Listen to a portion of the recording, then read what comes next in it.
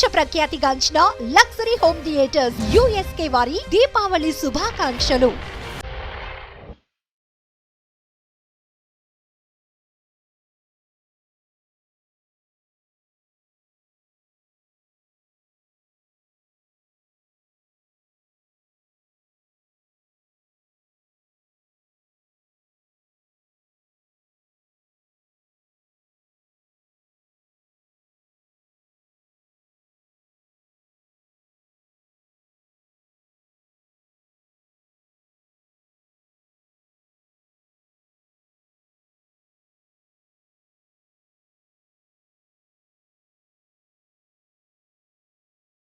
నమస్తే, welcome to Suman TV.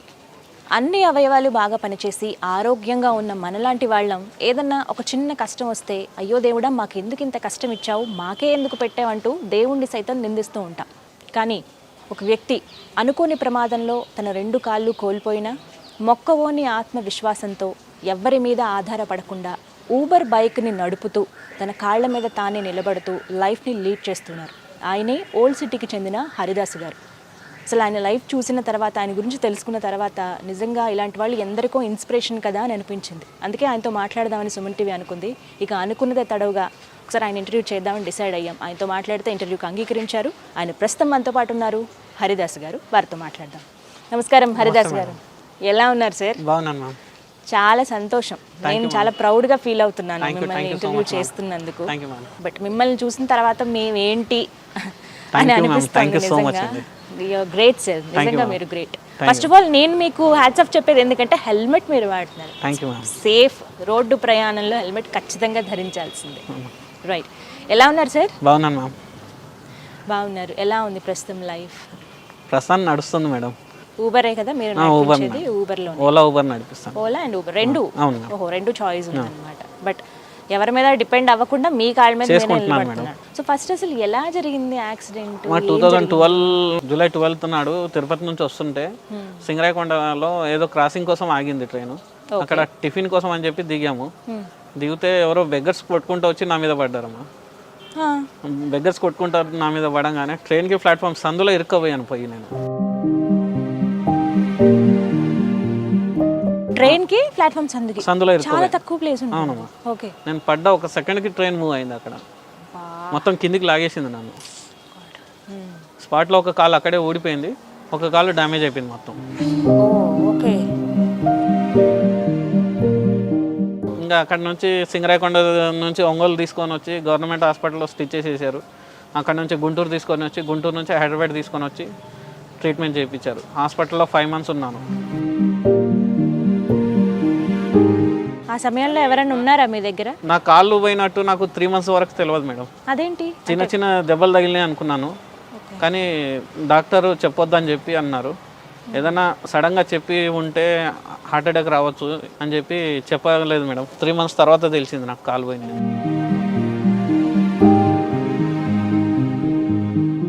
అసలు ఎవరో వ్యక్తులు రావడం ఏంటి, వాళ్ళు కొట్టుకోవడం వల్ల నాకు ఇది జరిగింది మేడం. మీరు గమనించారా అక్కడ ఒక చిన్న గొడవ అవుతుందని? కానీ గమనించాను మేడం, కానీ నా దాకా వస్తుంది అనుకోలేదు మేడం. అది మీ దగ్గర ఎవరైనా ఉన్నారా ఆ సమయంలో? ఉన్నారు మేడం. ఎవరున్నారు? మమ్మీ డాడీ వాళ్ళు అందరూ ఉన్నారు అక్కడే ఉన్నారు. అందరు ట్రైన్ ఎక్కుతున్నారు ఒక్కొక్కరు. లాస్ట్లో నేను ఎక్కుతున్నాను, అంతలో ఇది జరిగింది నాకు. అప్పుడు ఏమనిపించింది మీకు? 3 months పడ్డ తర్వాత అసలు నాకు 3 days వరకు ఏమీ తెలియదు మేడం నాకు. తర్వాత చిన్న చిన్న దెబ్బలు తగిలినాయి అని చెప్పి అన్నారు ఇంట్లో వాళ్ళు కూడా. తర్వాత 3 నెలల తర్వాత తెలిసింది నాకు కాలు పోయినాయి అని చెప్పి. 3 months తర్వాత తెలిసింది. క్షణం ఏమనిపించింది అసలు ఏంటంటే 2 సార్లు ఫినాయిల్ కూడా తాగేసినాను మేడం, చచ్చిపోదాం అని చెప్పేసి ఆ స్టేజ్లో ఉండి. ఎందుకంటే ఈ జీవితం ఎందుకు, కాళ్ళు లేని జీవితం ఎందుకు అని చెప్పి 2 సార్లు ఫినాయిల్ తాగేసాను. మీరు ఎంతమంది సంతానం అమ్మ నాన్నకి? 3 మేడం. మీరు ఎన్నోవారు? నేనే పెద్ద మేడం. మీరే పెద్ద? మిగతా 2 మగపిల్లలా? మొత్తం 3 మగ సంతానం. మరి ఇంటి పెద్ద మీరు ఆ డెసిషన్ తీసుకోవడం తప్పు కదా? తప్పు అంటే ఇంకా నాకు అనిపించింది మేడం, నాకు కాలు పోయినాయి, ఏం చేసుకోలేను అన్నట్టుగా ఫీలింగ్ వచ్చింది నాకు. మీరు ఏం చేసేవాళ్ళు అప్పట్లో? నేను హాస్పిటల్లో జాబ్ చేసేటోంది మేడం. అంటే ఏం పని? హాస్పిటల్లో లిఫ్ట్ ఆపరేటర్గా చేశాను. తర్వాత అనుకోలేదు కాలు పోయినాయి. ఏం చదువుకున్నారు మీరు? నేను 7th class వరకు చదువుకున్నాను. అమ్మ నాన్న ఏం చేసేవాళ్ళు? మమ్మీ వేరే వాళ్ళ ఇంట్లో పని చేస్తారు. డాడీకి నాకు ఇట్లా అయిన తర్వాత షాక్ కొట్టి ఆయన ఏం పని చేయడు, ఇంట్లోనే ఉంటారు. ముందు ఏం చేసేవాళ్ళు? డాడీ కాంట్రాక్టర్ మేడం, వంట పనులు 40 మంది చేతి కింద ఉండే ఆయనకి. ఓ, నేను ఈ హాస్పిటల్లో ఉండగానే ఇంట్లో ఇంకో ఇన్సిడెంట్ ఏంటంటే గ్యాస్ సిలిండర్ వెళ్ళిపోయింది మేడం. ఎలా అంటే అది నవరాత్రుల్లో ఏదో దీపం తగిలి గ్యాస్ సిలిండర్ వెళ్ళిపోయింది. Oh my God. అప్పుడు ఇంట్లో ఎవరికి కాలేదు, ఏం కాలేదు, కానీ అప్పుడు ఇంట్లో అది జరగడము ప్లస్ అంటే అందరూ హాస్పిటల్లో ఉన్నారు? హాస్పిటల్లో నా దగ్గరనే ఉన్నారు మేడం. అయితే ఇంట్లో గ్యాస్ సిలిండర్ వెళ్ళిపోయి రేకులు మొత్తం కాలిపోయినాయి, ఎగిరిపోయినాయి మొత్తం. అవి మొత్తం కట్టియాల్సిందే అని చెప్పి అన్నారు. రెంటెడ్ హౌస్ కదా మేడం. కట్టివ్వమని అడిగారా? కట్టివ్వమని అడిగారు. ఆ ప్రమాదం ఎవరో కావాలని చెయ్యారు కదా? చేయలేదండి, కానీ వాళ్ళు ఇంటి ఓనర్ అర్థం చేసుకోలేదు. అది మమ్మీకి సంబంధించిన బంగారం, డాడీకి సంబంధించిన డబ్బులు మొత్తం కాలిపోయినాయి మేడం ఆ మూమెంట్. మీ తమ్ముడు వాళ్ళు ఏం చేస్తారు? తమ్ముడు ఒక ఆయన అయితే అసలు పట్టించుకోడు మేడం. ఒక ఆయన అయితే అసలు పట్టించుకోడు. ఇంకా చిన్న ఆయన బంగారు షాప్లో పనిచేస్తాడు మేడం. చిన్న ఆయన మా దగ్గరనే ఉంటాడు. అంటే ఇంట్లో ఎంతో కొంత ఇస్తాడమ్మా. ఆయన మీద మమ్మీ మీదనే ఇల్లు నడుస్తుంది ఇప్పుడు. రైట్. సో ఎప్పుడైతే మీకు తెలిసిందో, ఇప్పుడు మీరు అన్న 2 సార్లు నేను ఆత్మహత్యకు ప్రయత్నించాను, ఎలా ఉంటుందో లైఫ్ అని. అంటే ఇంట్లో ఎవరు లేని సమయంలో చేశానమ్మా అది. ఇంట్లో ఎవరు లేకుండే ఫ్రెండ్స్ ఎక్కిరేయడము, 2 కాళ్ళు లేవు, నువ్వు ఎక్కడ తిరుగుతావు, ఏం చేయగలుగుతావు, ఏం చేయలేవు నువ్వు అని చెప్పి అంటే ఇంకా 2 సార్లు ఫినాయిల్ తాగి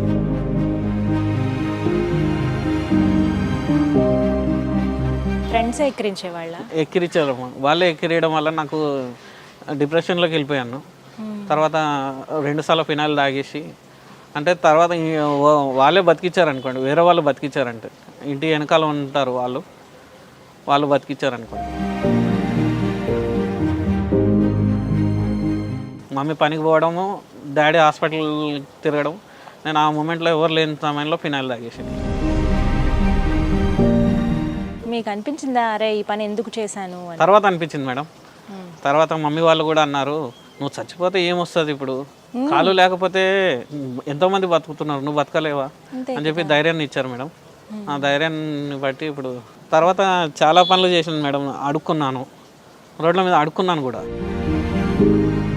మన కేబీఆర్ పార్క్ దగ్గరనే అడుక్కున్నాను. అడుక్కునేటప్పుడు ఒక అన్న అన్నాడు, అన్న నీ దగ్గర బండి ఉంది, డ్రైవింగ్ లైసెన్స్ ఉంది, అన్నీ ఉన్నాయి, ఎందుకు చేస్తున్నావు ఇదంతా అంటే నేను అన్న నా షాప్ పెట్టుకోవడానికి నాకు ఎంతో అంత హెల్ప్ కావాలన్నా, ఏ ఒక్కరు పట్టించుకోవట్లేదు అంటే అడుక్కొనే చేయాలన్నా, ఓలాలో బండి నడిపిస్తామంటే. నాకు ముందే ఉందా నిర్ణయం ఉందా షాప్ ఒకటి పెట్టుకోవాలమ్మా?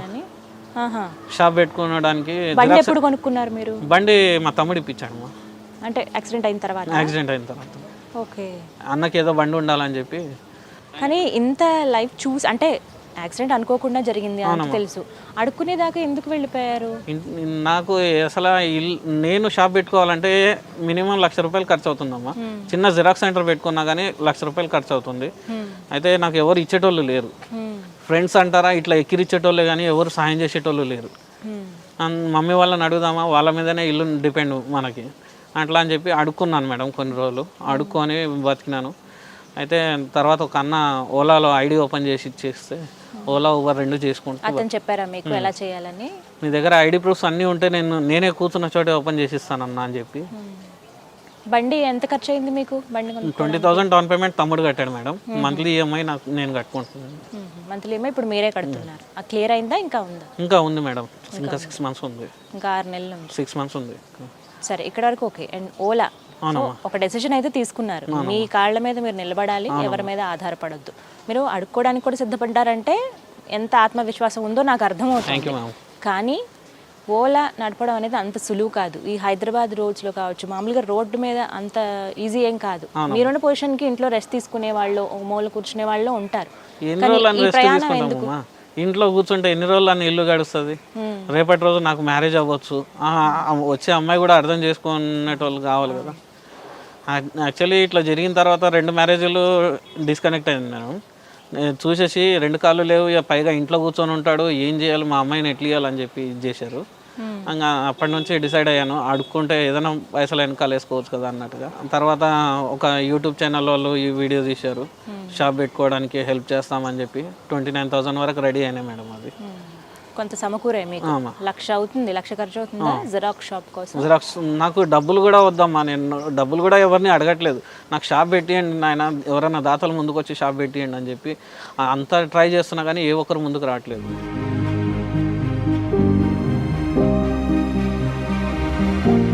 కాళ్ళ మీద నిలబడతాను అంటే ఖచ్చితంగా ఎవరో ఒకరు మంచి మనసు ఉన్న వాళ్ళు సహాయం చేస్తారండి. అది మాత్రం నమ్మకం కోల్పోవద్దు. అమ్మా ఎలా అంటే ఎప్పుడు స్టార్ట్ అయింది ఓలా? ఇది 1.5 year నుంచి చేస్తున్నానమ్మా. సంవత్సరం 1.5 year లాస్ట్ ఇయర్ లాక్డౌన్ నుంచి. అప్పటి నుంచి. లాక్డౌన్ ముందు 1 month 1.5 month చేశాను. తర్వాత లాక్డౌన్ రావడం వల్ల అందులో ఫుడ్ డెలివరీ కూడా ఉంది మాకు ఆప్షన్, అది చేసుకున్నాను లాక్డౌన్లో. తర్వాత రీసెంట్గా నాకు యాక్సిడెంట్ అవ్వడం వల్ల మళ్ళీ 4 months ఇంట్లోనే ఉన్నాను. అంటే లొకేషన్లో ఉన్నానమ్మా, ఖైరతాబాద్లో ఉన్నాను. లొకేషన్ సెక్రటేరియట్ నుంచి లొకేషన్ పడ్డది, వెళ్తున్నాను. ఒక అమ్మాయి అడ్డం రావడం వల్ల ఆమెను తప్పించబోయి నేను కింద పడ్డానమ్మా. మళ్ళీ చేతికి రాడ్ వేసారు నాకు.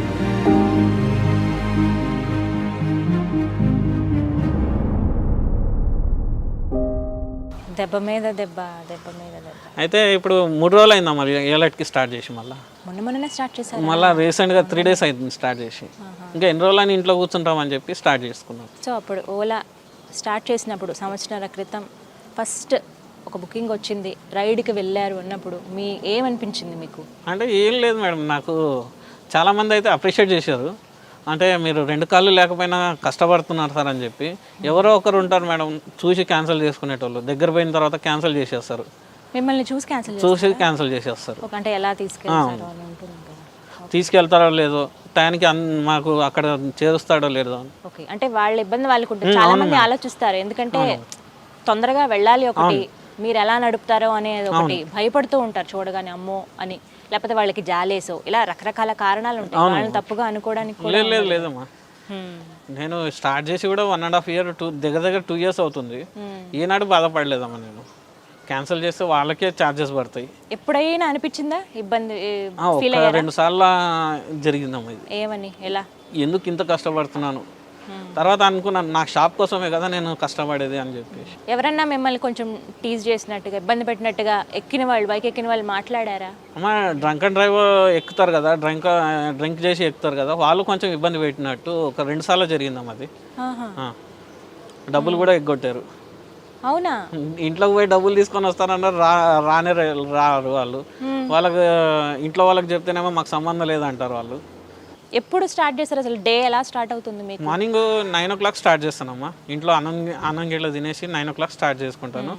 ఈవినింగ్ 5:30 వరకు 6 o'clock వరకు చేసుకుంటాను. 5:30 to 6 o'clock వరకు.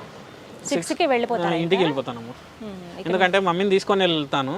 మమ్మీ ఇక్కడ లోయర్ ట్యాంక్మెంట్లో గాంధీనగర్లో వేరే వాళ్ళ ఇంట్లో పనిచేస్తారు. అయితే మమ్మీని తీసుకొని ఇంటికి వెళ్ళిపోతాను. మమ్మీని తీసుకొని ఇంటికి వెళ్తాను. ఇంకా ఇంటికి వెళ్ళి కాలు చేతులు కడిగి అన్నం తినేసి అక్కడే మార్నింగ్ భోజనం చేసి బయలుదేరుతారు. మరి మధ్యాహ్నం భోజనం లేదమ్మా, ఇంకా ఎక్కడన్నా టీ తాగుతాను.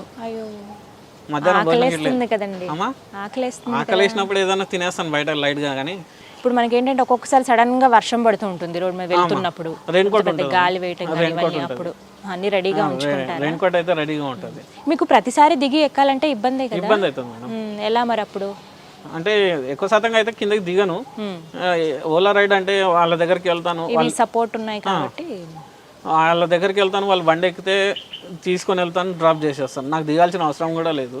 ఏదైనా అవసరం ఉంటేనే దిగి ఎక్కేస్తానమ్మా. రివర్స్ చేయాలన్నా కూడా హెల్ప్ చేస్తేనే రివర్స్ అవుతుంది మేడం. ఎవరైనా హెల్ప్ చేస్తే అన్న కొంచెం హెల్ప్ చేయండి అన్న అని చెప్తే రివర్స్ హెల్ప్ చేస్తారు. లేకపోతే ఇంకా మనం మెల్లమెల్లగా ఇది చేసుకోవాలి. ఎవరు లేకపోతే కష్టమే కదా, ఎవరు లేకపోతే కష్టం అవుతుంది. సడన్ గా బ్రేక్స్ వేయాల్సి వచ్చినప్పుడు ఇలాంటప్పుడు అప్పుడు ఇబ్బంది అయినా చాలా ఇబ్బంది. అదే చెప్తున్నాను కదా, మా సడన్ బ్రేక్ వేయడం వల్లనే నేను కింద పడ్డాను. ఆ అమ్మాయిని తప్పించబోయి నేను కింద పడ్డాను. అసలు ఇట్లా సపోర్ట్ వీల్స్ ఉన్నప్పుడు కింద పడడం తక్కువ, అంటే సపోర్ట్ చేస్తాయి. ఈ బండి ఏం తిరగబడలేదమ్మా, బండి ఏం తిరగబడలేదు, ఎవరికి గుద్దలేదు. నేను సీట్ మీదకి వెళ్ళి బ్యాలెన్స్ అవుట్ అయిపోయి కింద పడ్డాను. అయ్యో, మీరు పడడంలో ఒక చేయి మీద బ్యాలెన్స్ ఎక్కువ అయిపోయాడు, బోన్ ఫ్రాక్చర్ అయిపోయింది. రాడ్ వేసారు, ఇప్పటికీ రాడ్ ఉంది చేతి.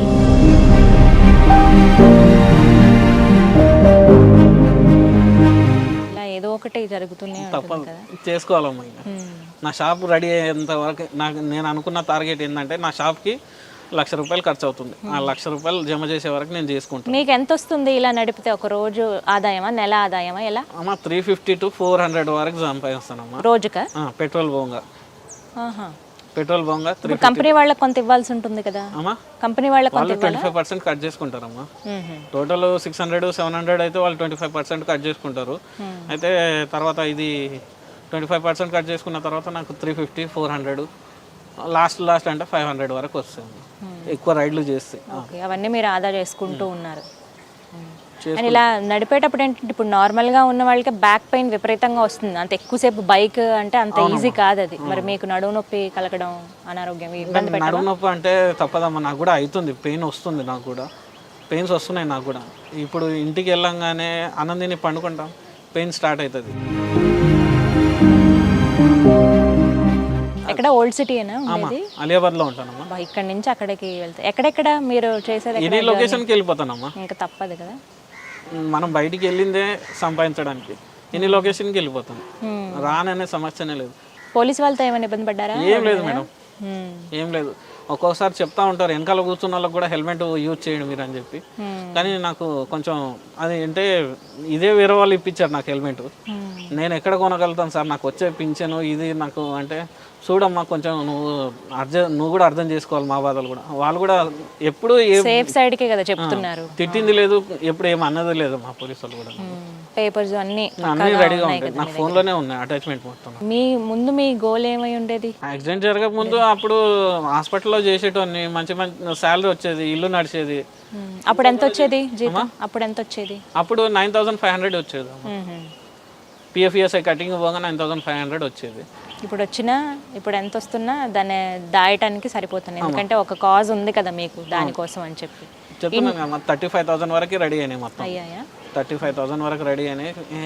ఈ లాస్ట్ 4 months నుంచి ఇంట్లో కూర్చోకపోతే కొంచెం అడ్జస్ట్ అయ్యేది, కానీ అనుకోకుండా యాక్సిడెంట్ జరిగింది. అది దానికి కూడా తమ్ముడు మొత్తం ఆయన్నే చూసుకున్నాడు, తమ్ముడే చూసుకున్నాడు మొత్తం అంతా. ఆయన బంగారం షాప్లో పనిచేసేట ఆయన్నే మొత్తం చూసుకున్నాడు. మంచి మాట అన్నారు మీరు. నేను షాప్ పెట్టేస్తే అమ్మను కూడా పని అనిపించేస్తాను. అది మాత్రం వాస్తవం మ్యామ్. వాళ్ళు ఎంతకాలం అని కష్టపడతారు.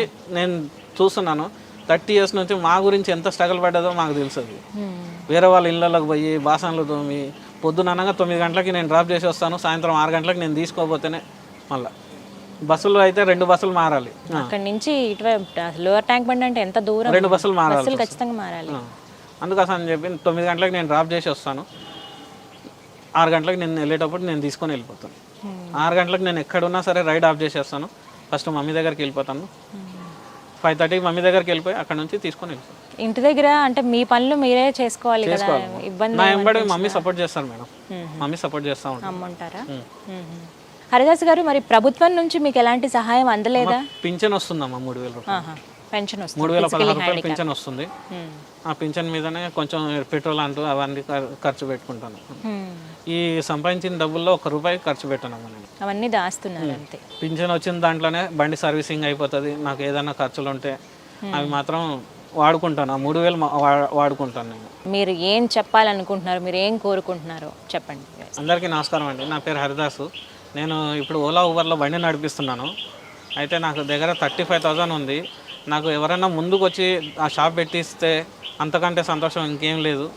అయితే ఆ షాప్ పెట్టించిన దాతలు ఎవరైనా సరే కొంచెం చేసైనా సరే వాళ్ళ రుణం తీర్చుకుంటాను. మా అమ్మ ఏంటంటే వేరే వాళ్ళ ఇళ్ళలో పనిచేస్తుంది, తమ్ముడు బంగారం షాప్లో సేల్స్ మ్యాన్, వాళ్ళ మీదనే ఇల్లు నడుస్తుంది. మీరు కొంచెం ఏదైనా దాతలు ముందుకు వచ్చి ఎవరైనా సరే షాప్ పెట్టిస్తే అదే సంతోషం అండి. ఇప్పుడు కాకపోయినా తర్వాత అయినా సరే కొంచెం చేసి వాళ్ళకి రిటర్న్ ఇచ్చేటట్టు చూసుకుంటాను. చూసారు కదా హరిదాస్, ఆయన లైఫ్ స్టోరీ చూస్తేనే అమ్మో ఒక మనిషికి ఇన్ని సమస్యలు వస్తాయా, ఇన్ని దెబ్బలు తగులుతాయా అని అనిపిస్తుంది కదా. నిజమే, కానీ అవన్నీ వచ్చినందుకు ఆయన ఏం కృంగిపోలేదు, మూలను కూర్చోలేదు, తన కాళ్ళ మీద తను నడిచారు. తన గురించి ఇప్పటిదాకా మనం విన్నాము. ఒకటే రిక్వెస్ట్ చేస్తూ ఉన్నారు, ఏదైతే షాప్ తను పెట్టుకోవాలనుకుంటున్నారో జిరాక్స్కి సంబంధించిన ఒక షాప్, దానికి ఇంత అమౌంట్ ఖర్చు అవుతుంది, అందులో కొంత నేను నా ఆదాయంతో నేను ఖర్చు చేసుకోగలను, కానీ మిగతా అమౌంట్ ఎవరైనా దాతలు వచ్చి సహాయం చేస్తే కనుక ఆ మెషిన్ కొనుక్కోవడం, జిరాక్స్ మెషిన్, ఒక షాప్ని నేను పెట్టుకుంటాను, దాని ద్వారానే నా జీవితం గడుపుతానని చెప్తూ ఉన్నారు. వారి తల్లికి ఇంకేమాత్రం భారం కాకుండా ఆవిడని కూడా పని మాన్పించి తనతోనే ఉంచుతానని చెప్తూ ఉన్నారు. సో ఒక్కసారి మంచి మనసున్న దాతలు తనని ఆర్థికంగా ఆదుకుంటారని మనస్ఫూర్తిగా కోరుకుంటున్నాను. నమస్తే.